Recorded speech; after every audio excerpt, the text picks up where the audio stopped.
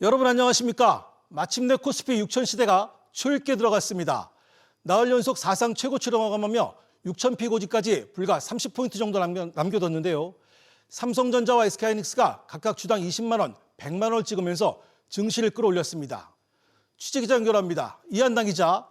네, 이한나입니다. 네, 코스피가 6천 포인트를 바로 눈앞에 두고 있습니다. 네, 코스피가 어제보다 2.11% 오른 5,969.64의 장을 종료했습니다. 설 연휴 이후 4일 연속 종가 기준 최고치로 장을 마쳤습니다. 미국 기술주 급락 여파에 장중 5,800선이 무너지기도 했지만 기관의 매수세에 상승 반전했습니다. 외국인과 개인이 매도할 때 기관이 2조 3천억 원 넘게 사들이며 지수 상승을 이끌었습니다. 코스닥도 1.13% 오른 1,165의 장을 마감하며 사흘 만에 1,160선을 회복했습니다. 정부는 코스피 5천에 이어 코스닥 3천을 새 목표로 제시하며 정책 드라이브를 이어가고 있습니다. 오늘 축포를 터뜨린 삼성전자와 SK하이닉스가 선봉 역할을 했지요. 네, 그렇습니다. 삼성전자가 3%, SK하이닉스가 5% 넘게 상승하면서 삼성전자는 20만 원, SK하이닉스는 사상 처음으로 100만 원을 넘었습니다. 정규장 마감 후 열린 넥스트레이드 애프터마켓에서도 장중 각각 20만 원, 100만 원을 넘기며 강세를 이어가고 있는데요. 증권가에서는 삼성전자 목표 주가를 30만 원, SK하이닉스는 160만 원까지 높이기도 했습니다.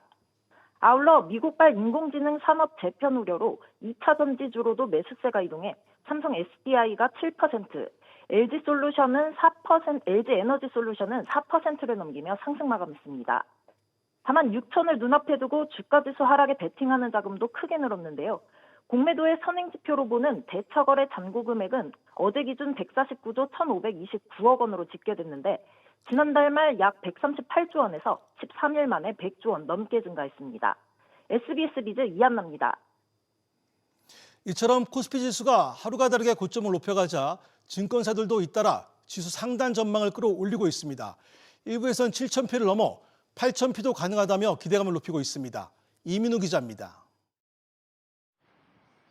글로벌 투자은행 노무라 증권은 올해 코스피가 최대 8,000까지 도달할 수 있다고 내다봤습니다. 앞서 JP모건이 코스피 강세장을 가정해 7,500에 높인 데 이어 시티그룹 역시 코스피 목표치를 7,000으로 상향한 뒤 나온 추정치입니다. 특히 외국인이 한국 증시를 바라보는 시각이 달라졌다는 평가가 나옵니다. 기업이 앞으로 벌어들일 이익 증가 속도를 보면 한국이 주요국보다 훨씬 빠르다는 겁니다. 실제로 글로벌 증시지수 기준으로 한국 기업들의 예상이익 증가율은 140%를 웃도는 반면 미국과 일본, 유럽은 10% 안팎에 그친다는 분석입니다. 배경에는 글로벌 메모리, 반도체 호황 사이클이 있습니다. 삼성전자와 SK하이닉스의 실적 전망이 상향 조정되면서 한국 증시의 이익 추정치도 올라갈 수 있다는 분석입니다. 국내 증권사들도 앞다퉈 코스피 상단 전망을 높이고 있습니다. 하나증권은 코스피 상단을 7,900으로 제시했고 주요 증권사들도 7,300 안팎으로 상단을 높여 잡았습니다. 상법 개정이라든지 정부의 자본시장 육성 정책도 일단은 한몫을 하고 있다라고 봐야 될 것 같고요. 자금들이 이제 증시로 계속 유입이 되는 효과 자체도 이제 코스피 상단을 좀 높이는 역할을 하고 있다라고. 투자자의 탁금은 106조 원으로 한 달 새 18조 원 늘어난 가운데 은행의 요구 불예금은 22조 원 줄면서 시중 자금이 증시로 이동하고 있다는 분석이 나옵니다. SBS 비즈 이민우입니다. 자사주 소각 의무화를 골자로 하는 3차 상법 개정안이 이제 마지막 관문인 국회 본회의 통과만을 앞두고 있습니다. 더불어민주당은 민생과 주가 부양을 강조하며 본회의 첫 번째 법안으로 상정했는데 국민의힘은 당장 무제한 토론인 필리버스터 카드를 빼들었습니다. 안재 기자. 네, 안지혜입니다. 네, 우여곡절 끝에 본회의가 시작됐다고요? 네, 오늘 본회의는 예정보다 1시간 늦게 오후 3시부터 시작했습니다. 여야가 대치하는 많은 쟁점 법안 중에 기업의 자사주 소각 의무를 골자로 하는 상법 개정안이 1번 안건으로 상정됐습니다. 법안에 반대하는 국민의힘은 당장 필리버스터에 돌입했는데요. 현재 정치 지형상 통과는 시간 문제일 뿐입니다. 필리버스터 시작 24시간 이후부터 표결이 가능한 만큼 내일 오후에는 여당 주도로 법안 최종 통과가 전망됩니다. 법이 통과되면 뭐가 어떻게 달라지는 겁니까?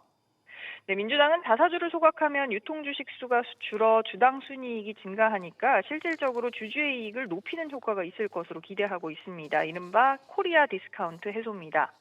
실제로 그동안 대주주들이 회사 돈으로 산 자사주를 우호 세력에 매각하거나 인적 분할 시 신주를 배정받는 방식으로 지배력을 강화하는 자사주의 마법을 자주 활용해왔기 때문인데요.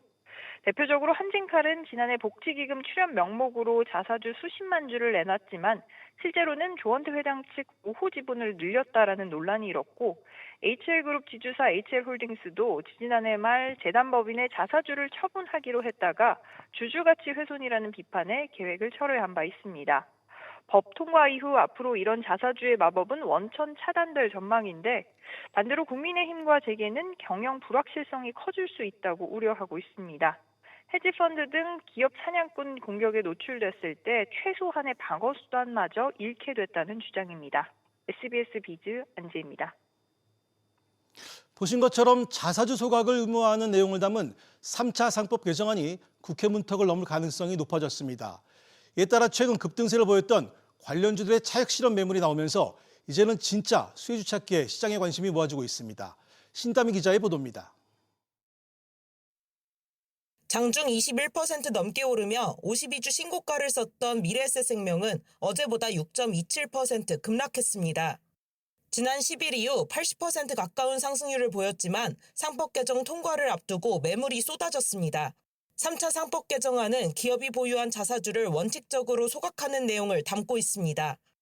그동안 워낙 가파르게 오르기도 했고 사실상 입법되는 거로 이제 시장에서 인지하니까 이 상태에서 이제 차익 실현 매물 나온 게 아닌가라고 생각하고 있습니다. 이에 따라 이제는 기대감보다는 기업이 어떤 주주환원 대책을 내놓는지가 중요하다는 분석이 나옵니다. 실제로 선제적으로 자사주 소각에 나선 기업들에 대해 시장은 긍정적으로 평가를 내놓고 있습니다. 이달 20일까지 선제적으로 자사주 소각을 발표한 기업 34곳의 평균 주가 상승률은 20%를 웃돌았습니다. 단순히 자사주를 많이 가지고 있는 기업들 위주로 올랐는데 상법 개정이 어떻게 제3차 상법 개정이 어떻게 영향을 미치는 거에 대한 실질적으로 반영할 때는 다시 모멘텀을 받을 수 있을 거고. 3차 상법 개정안 통과 이후 내달 주주총회에서 발표될 주주환원 정책이 증시의 추가 상승 동력으로 이어질 수 있을지 관심이 모이고 있습니다. SBS 비즈 신다입니다. 코스피 6000 시대가 다가왔지만 지수 하락에 베팅하는 투자자들도 적지 않습니다. 이제는 꺾일 때도 되지 않았을까 하는 생각으로 정반대의 투자 행보를 보이고 있는 건데요. 손실이 상당한 만큼 각별한 주의가 필요해 보입니다. 신성호 기자의 보도입니다. 지수를 역방향으로 2배 추종하는 고버스 상품 매수세가 꺾일 생각을 않고 있습니다. 코스피가 처음으로 5천선을 돌파한 지난달 22일 이후로 개인 투자자들은 대표 고버스 상품인 코덱스 200 선물 인버스 EX를 5천억 원 넘게 순매수했습니다. 같은 기간 외국인과 기관이 팔아치운 것을 감안하면 개미만 계속 사들였습니다. 코스피가 5천을 돌파하자 조정이 올 때가 됐다는 기대감으로 고버스에 베팅한 겁니다. 그러나 이후에도 코스피는 멈출 줄 모르고 내달렸고 고버스 수익률은 곤두박질 쳤습니다. 지난해 말 600원 선이던 가격은 어느새 270원 밑으로 떨어지며 매일매일 사상 최저 기록을 새로 쓰고 있습니다. 그 결과 올해 누적 손실률은 대략 마이너스 56%로 그야말로 처참한 수준입니다. 문제는 앞으로 코스피가 더 오를 것이란 전망에 무게가 실린다는 겁니다. 원전이라든지 조선이라든지 그리고 바이오 섹터 등을 중심으로 해서 받쳐줄 수 있는 기존 업종들과 그리고 반도체의 독보적인 개선세로 인해서 7,000포인트에 대한 달성, 그 시기적인 부분이 더 중요한 상황이다. 코스피의 상승 여력이 계속되는 한 지수 하락에 베팅하는 상품들의 불확실성은 커질 수밖에 없습니다. 일각에선 단순히 언젠간 내릴 것이란 생각으로 관련 상품에 투자했다간 큰 원금 손실을 볼 수 있다는 지적도 제기됩니다. SBS 비즈 신성호입니다. 금융당국이 지난해 말부터 보이스피싱 연루 계좌를 최대한 빨리 파악해 정지시킬 수 있는 AI 플랫폼을 운영 중입니다. 다만 범죄와 무관한데도 계좌가 정지되는 이른바 통장묶기 피해 호소도 적지 않습니다. 이럴 경우 어떻게 대처해야 하는지 오수영 기자가 전해드립니다. A씨는 지난해 12월 하나은행의 본인 명의 계좌가 지급 정지됐다는 소식을 접했습니다. 보이스피싱 피해자가 은행에 신고해 범죄 의심 계좌를 파악했고 해당 계좌들이 지급 정지됐는데 여기에 A씨 계좌가 포함된 겁니다.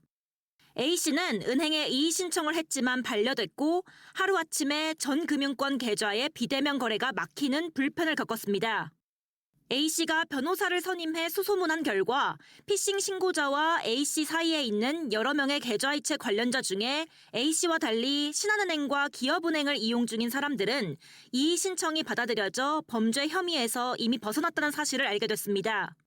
똑같은 사건에 연루됐음에도 범죄 혐의를 벗기까지의 절차가 다른 이유는 현행법이 개별 금융사에 재량권을 줬기 때문입니다. 통신사기 피해 환급법은 금융사 자체 판단에 따라 범죄 의심 계좌를 지급 정지해야 한다고 규정 중입니다. A씨 같은 피해를 호소하는 사례가 많아지자 일부 금융사는 영상통화로 본인 신원을 인증하는 고객에 한해 1시간 내에 계좌를 풀어주는 제도를 운영 중이기도 합니다. 보이스피싱 범죄가 날로 진화되는 상황에서 최대한 빠르게 범죄 계좌를 탐지하고 피해 자금을 환수토록 하는 것이 가장 기본적인 목적입니다. 범죄에 이용된 계좌를 동결함으로써 추가적인 피해를 방지하고 대포 계좌를 무력화해서 범행을 억제하는 효과도 있을 것으로 기대합니다. 내 통장이 억울하게 묶였다면 우선 은행에 이의 제기를 해야 합니다. 일상적인 거래만 해왔음을 입증할 자료와 경찰 신고 내역 등을 첨부하면 됩니다. A씨처럼 이의 신청이 받아들여지지 않을 경우 금융감독원에 민원을 신청하거나 은행에 소송을 제기할 수도 있습니다. SBS 비즈 오수영입니다.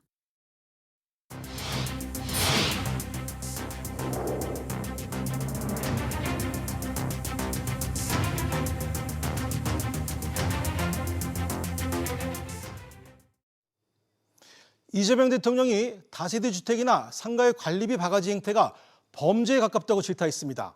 증시보다 부동산 정상화가 쉽다며 집값을 잡겠다는 자신감도 내비쳤는데요. 김한진 기자. 네, 김한진입니다. 네, 이재명 대통령이 관리비 과다 책정 문제를 제기했습니다. 네, 이 대통령이 오전 국무회의에서 다세대 주택, 연립주택 등 집합 건물이나 상가의 이른바 바가지 관리비 행태를 비판했습니다. 요새 이제 임대료에 제한이 있다 보니까 관리비를 올리는 경우도 있다고 해요. 근데 관리비를 올리면 안 되죠. 관리비라고 하는 것은 관리 비용을 나누는 건데 거기에 무슨 수수료니 뭐 이런 것들을 붙여가지고 바가지를 씌우거나 심지어 관리비 내역 안 보여줘요. 숨겨요. 그래서 이게 말이 안 되잖아요. 이거는 은폐되어 있지만 사실은 범죄 행위에 가깝죠. 기망일, 사기일 수도 있고 뭐 횡령일 수도 있고. 이 대통령은 수도요금이 100만 원인데 10명한테 20만 원씩 받아서 200만 원을 걷고 100만 원만 낸 다음 나머지 100만 원은 본인이 가지는 경우도 있다고 사례를 제시했는데요.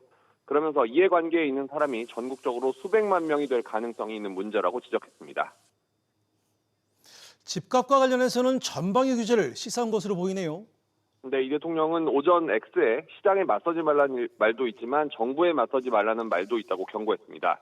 그러면서 부동산 정상화는 계곡 불법시설 정비나 주식시장 정상화보다 쉬운 일이라는 자신감도 보였는데요.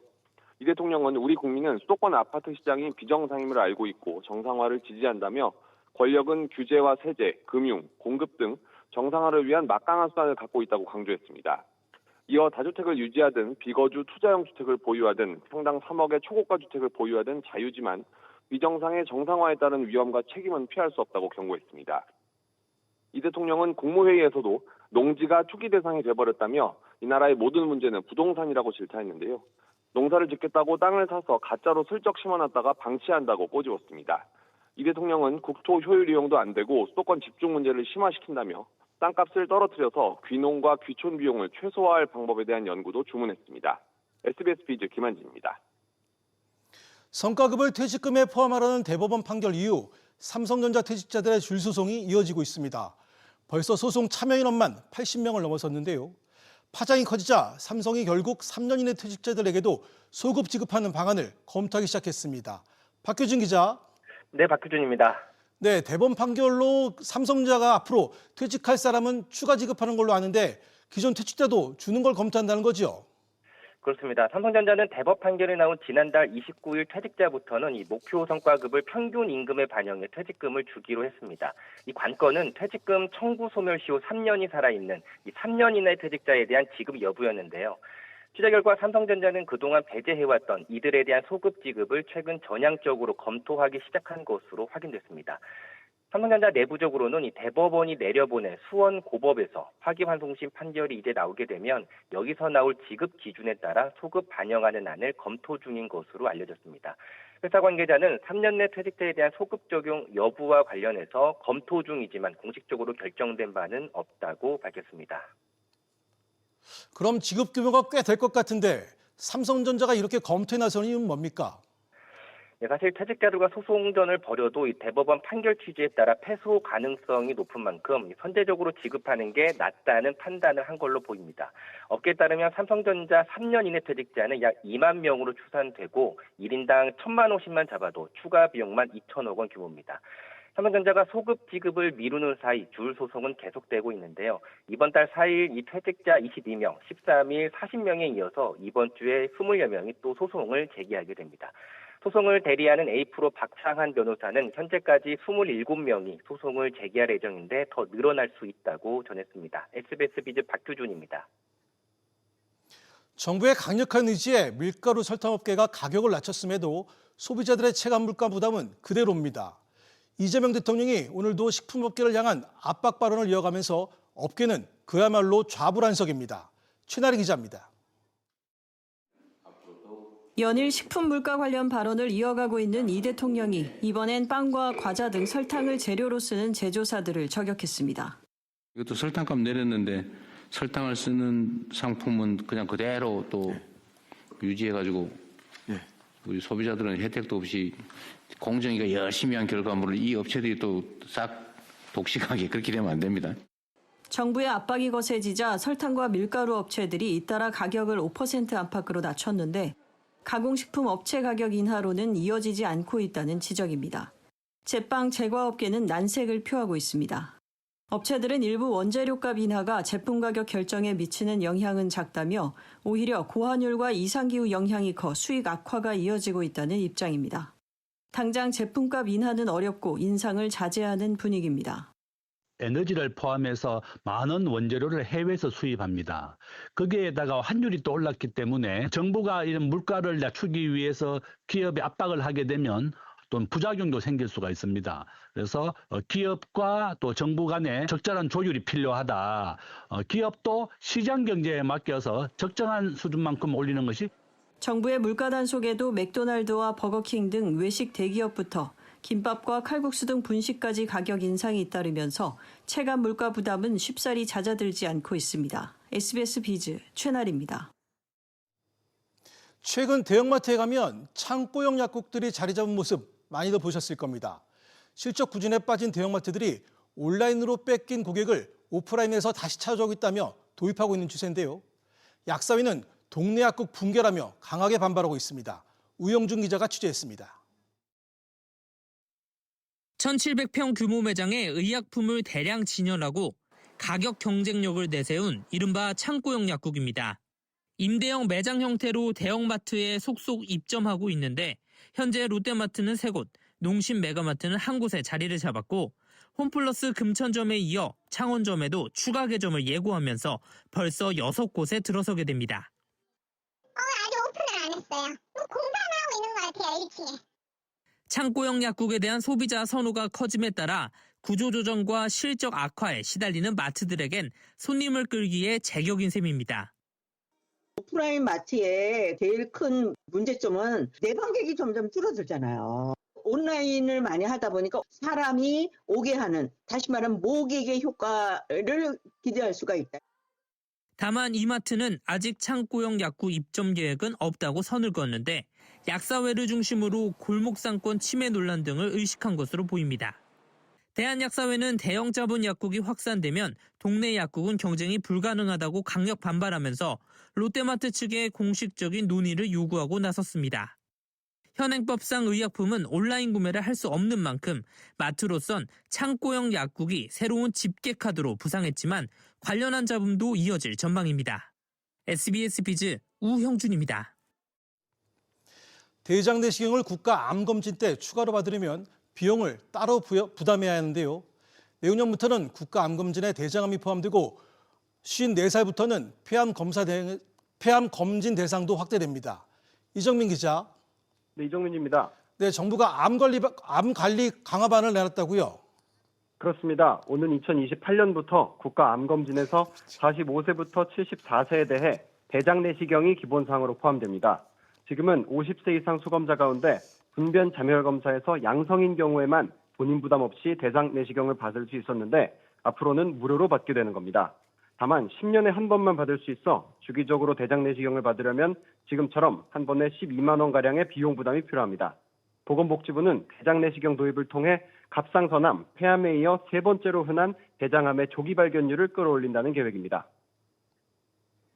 폐암 검진 대상도 넓힌다고요? 네, 보건복지부는 검진 시작 연령과 흡연 고위험군 기준을 모두 낮추기로 하고 구체적인 내용을 추후 확정할 계획입니다.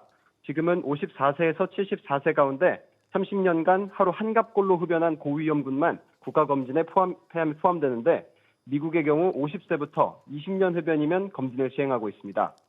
정부는 이와 함께 말기 암 환자의 호스피스 연계 서비스를 도입하고 기관 수도 2배 이상 늘릴 계획입니다. SBS 비즈 이정민입니다. 기적의 비만약으로 시장 열풍을 주도해왔던 위고비가 경쟁자인 마운자로 강세에 고전하는 모양새입니다. 주가가 폭락하는가 하면 이른바 짝퉁 위고비가 팔을 치고 있습니다. 정단 기자, 우선 짝퉁 위고비 문제가 계속 불거지고 있다면서요. 네, 한국소비자원이 시중에 유통 중인 다이어트 표방식품 16개 제품을 조사한 결과 제품 모두 식품의약품안전처가 인정한 체중 감소에 도움이 되는 원료가 포함되지 않았습니다. 이들 제품은 지금도 쿠팡이나 네이버 등 주요 온라인 플랫폼에서 쉽게 접할 수 있는데요. 의약품이나 건강기능식품이 아닌 음료, 과채 가공품 등 일반 식품임에도 비만 치료제로 오인하기 쉽게 광고하고 있었습니다. 한 제품은 위고비 관련 성분이 없는데도 마시는 위고비라고 광고하고 있었고 다른 제품은 위고비와 유사한 이름을 가진 먹는 위고잇으로 제품을 소개하고 있었습니다.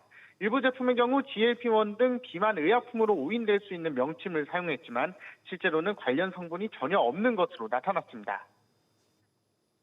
비만약 시장을 주도해온 위고비를 둘러싼 악재가 연이어 나오고 있다면서요. 네, 그렇습니다. 밤사이 미국 증시에서 노보 노리스크의 주가는 16% 넘게 급락하며 위고비가 출시된 2021년 6월 이후 최저 수준으로 떨어졌습니다. 외신은 차세대 체중 감량 약물의 임상 결과가 기대에 미친 데다 위고비가 마운자로에 뒤처지고 있다고 전했는데요. 국내 시장만 봐도 마운자로 출시 직전까지 70% 넘는 점유율을 보인 위고비는 점유율이 20% 선으로 떨어졌습니다. 다만 지난달 미국에서 먹는 위고비 알약을 출시하며 반전을 꾀하고 있습니다. SBS 비즈 정대한입니다. 디지털자산기본법 2단계 법안의 최종안을 놓고 막판 조율이 계속되고 있습니다. 더불어민주당 디지털자산 TF는 오늘 비공개 자문회의를 열고 정부와 업계 간 쟁점 사항들을 포함해 법안 초안을 최종 점검했는데요. 취재기자 연결합니다. 정보윤 기자. 네, 정보윤입니다. 네, 회의 결과부터 전해주시죠. 네, 오늘 회의의 최대 쟁점은 가상자산 거래소 대주주 지분 제한 규제였는데요. 금융당국은 가상자산 거래소를 공공성이 강한 핵심 인프라로 규정하고 거래소에 대한 대주주 지분을 15에서 20%로 제한해야 한다는 입장입니다. 이날 회의에서 업계와 전문가들로 구성된 자문위원들은 대체적으로 이에 반대 혹은 중립 의견을 전달했는데요. TF는 51%룰 등 다른 쟁점에서도 결국 뚜렷한 결론을 내지 못한 채 추가적인 논의를 이어가기로 했습니다. 이런 분위기라면 입법이 늦어질 것 같은데요. 네, 민주당 디지털자산 TF는 정부안과 TF안을 절충한 수정안을 마련하고 있는데요. 당초 이달 내 최종 법안을 정무위원회에 제출할 예정이었지만 다음 달 초를 목표로 정부안과 TF안을 조율한 통합안을 마련하겠다고 밝혔습니다. 당 정책위원회는 스테이블코인 발행 주체를 은행 컨소시엄에 부여하는 51%룰과 대주주 지분 제한 등 금융당국의 입장을 수용할 것으로 알려졌습니다. 국민의힘은 최종안이 발의된 뒤 논의를 시작하겠다는 입장이지만 앞서 대주주 지분 제한 등의 반대 의견을 밝힌 바 있는데요. 야당이 상임위원장을 맡고 있는 만큼 정무위 통과를 위해선 여야 합의가 필요해 입법 과정에서도 상당한 진통이 예상됩니다. 한편 오는 26일에는 재분대한 규제에 반대하는 민주당 민병덕 의원과 국힘 김상훈 의원이 공동 주최하는 관련 토론회도 예정돼 있습니다. SBS 비제 정보인입니다. 미국 연방대법원에서 상호 관세 위법 판결을 받은 이후 트럼프 미국 대통령이 전 세계에 다시 부과하기로 한 글로벌 관세가 오늘 공식 발효됐습니다. 이에 따라 일단은 10%의 관세가 적용되지만 트럼프 행정부는 조만간 15%로 올리는 방안을 추진하고 있습니다.